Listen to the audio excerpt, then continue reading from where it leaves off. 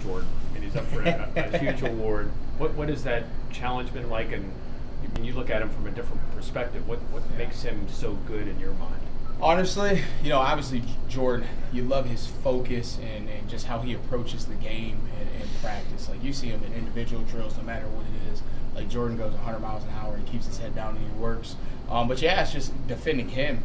I mean, it's defending the whole receiving core along with Kenny. You get a chance to defend those guys throughout spring ball, the summer, fall camp, and as we do some periods together throughout practice, they just make you better every single day. Like, you have to be sharp. If you're not sharp, they'll expose you. So every single day is a great challenge of going against those guys and sharpening our craft and making ourselves better and challenging those guys as well to make them better. What have you seen from Brandon this season and his development, and obviously not being able to have him for the first half against Syracuse? How you guys will adjust without him? It's been good.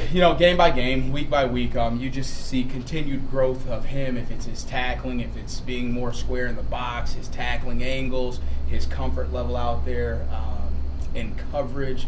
So you see continued growth. Then you see him just continue to step up with his communication and leadership. And he's always been a hard worker. I mean, that's always something that he's been. But now the vocal standpoint of just as he's more comfortable out there of leading the guys vocally as well. You continue to see that. So, but then at the same point, like you say, he's not here for the first half. But everybody in the position room, you have to prepare as if you're the starter, okay? Because you never know when your opportunity is going to come. It's just like at DB, you always have to prepare when that ball's in the air. You got to go get it 100 miles an hour and jump and attack that football for that interception, because you only get a few opportunities throughout the whole year. It's the same way at the position group. So, the next guys will be ready to roll. They started off the week great. Feel very good to the start of the week this Tuesday and first day of prep, and I think they did a good job out there today. You saw Judd go in, and he's an older guy. What's the trust level like in a guy like him? Good. I trust all those guys to get out there. I mean, if you look at it, Judd had some great snaps. I think he had 37 snaps against Duke. Came in and made some very good tackles in there against Duke. And, at the end of the game, Virginia, he comes in those last six plays of the game, and I don't know if you guys saw, but 4th and 2. He went down there, he challenged that tight end, sat in there, and had a good breakup, for us to finish that game out. So he came in there in key crunch time in that final drive and made one good tackle and one good PBU at the end of the game, which was critical. What did your video review show you about some of the issues that cropped up in the Virginia game? Those guys, they did a good job. They did a good job. They won some one-on-ones. Now there's some things that we can continue to clean up. If it's eyes, if it's dropping our hips, finishing through.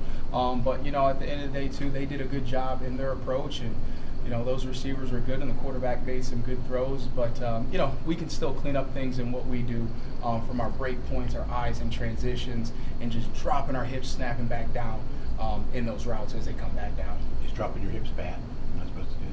You got to drop them more, all right? Sometimes if you don't get them too low, you sort of double tap it and you're not out of that break as fast. So just as you drop those hips and snap those eyes, it just cleans up your break point as you work the reception area.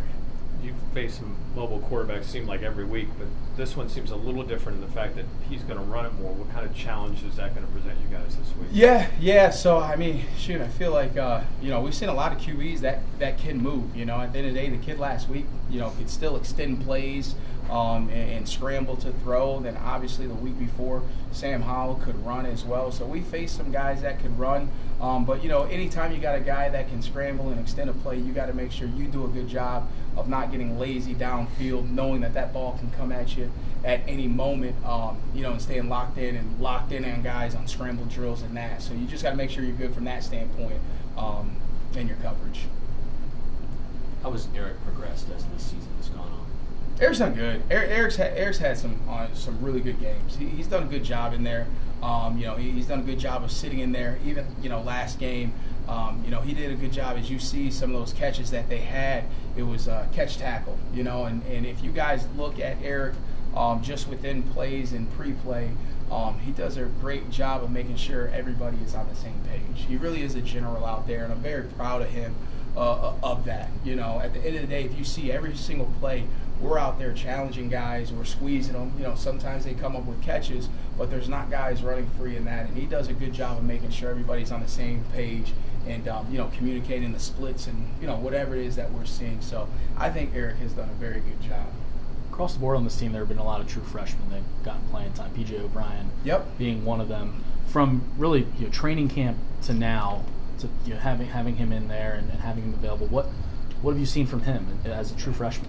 Yeah, PJ, so I think he's at about 186, 190 snaps total this year, with about 88 being on defense and 100 on special teams. So you can see his confidence grow as he's out there. You can see it in practice. Things slow down for him. Because obviously college game is different than high school. Then when you get out here and you're thrown in the fire right away, it can be overwhelming. And you can see the game has slowed down for him as the weeks have gone on. And even today, I thought you could just see another step forward, moving forward, of just him out there just putting together the Tuesday game plan better than the previous Tuesday and the Tuesday before that. So you can see that continued growth each week, if it's on that Tuesday or Wednesday from the previous week. So I have seen continued growth out of PJ. He's a confident guy. He's going to be a very good football player here. PJ is a very talented kid with some good instincts, and he works hard at it. All his scrimmage snaps been at safety? Yeah. Safety. I think 87 at safety, then his special teams reps. So yeah, he has. There's been some good things you see out of him. Just some patience and just his hips and reading things. So PJ has done well. As a position coach, what can you learn about a player as they're playing special teams? Oh my gosh, yeah. We're great. We grade everything these guys do, but obviously on the special teams, you get to see them, run down there, and if they can make plays in space and they're tackling, and just how they're responding to things that they're getting. So it's still a full live football play. So you look at kickoff and punt; those are defensive snaps. You know what I mean? They're going out there to defend to make sure we get a good field and put them on a shorter field or a longer field. Excuse me. So you gain a lot, and guys like PJ, he's done well on special teams. Judd has done phenomenal on special teams this year.